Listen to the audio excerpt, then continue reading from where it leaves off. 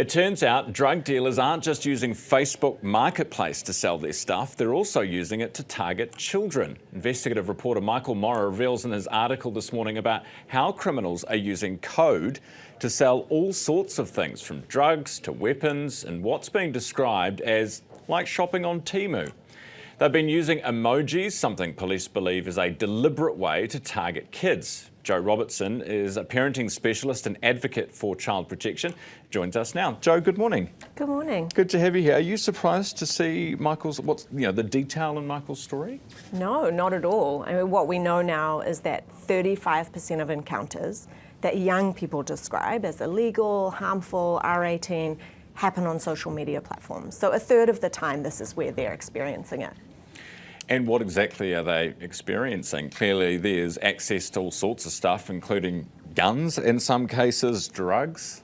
Yeah, the feedback that I've had from young people informally is that about 50% of the time they're accessing product online and 50% of the time offline. So that's high numbers. Yeah.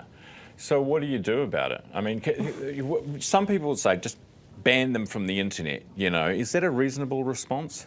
Ban the kids? Yeah. From the internet? From the internet. From social media. Oh, from social media. I'm like, the internet, that's a big beast. Well, I think in New Zealand, we don't do any regulation. So we do the bare minimum when it comes to even illegal content. And that's content that's deeply, deeply harmful, can be traumatizing, in fact, for young people to be exposed to.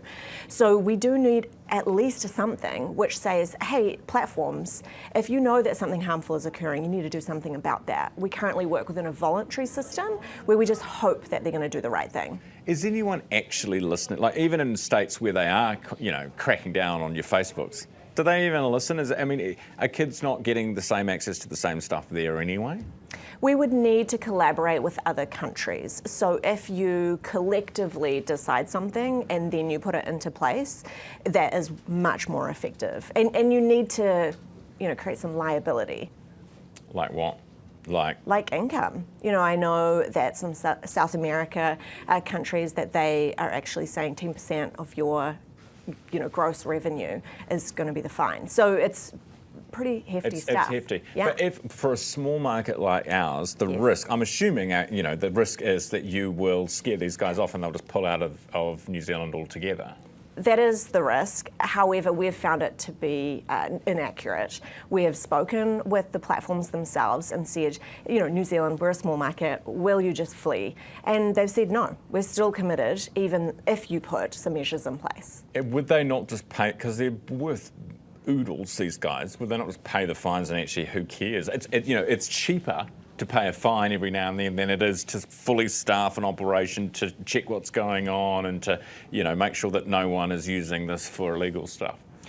Yeah, it probably is cheaper. I think that's right. But at what point do you make a values decision in a country? Hey, this is a problem. It's harming our most vulnerable, and we don't accept that. So, yep, there's going to be some practical issues, absolutely. But surely we should put a bit of a stake in the ground that we're not up for this harm. Childless man speaking, should you not just keep, control your kids? Yeah. Control your children. So simple. I have 3 myself and barely managing that.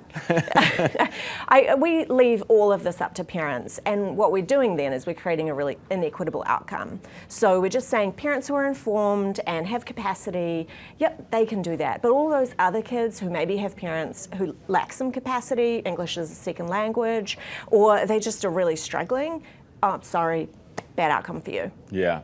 It's a provocative thing to say, but it's a stupid thing to say because you will never stop kids going on the internet, going on social media, will you? Unless... Yeah, you'll never stop some. Yeah. There will be a minority who always push, and that's been in every issue. But actually the majority will probably comply. All right. Joe, lovely to meet you. Thanks for coming on.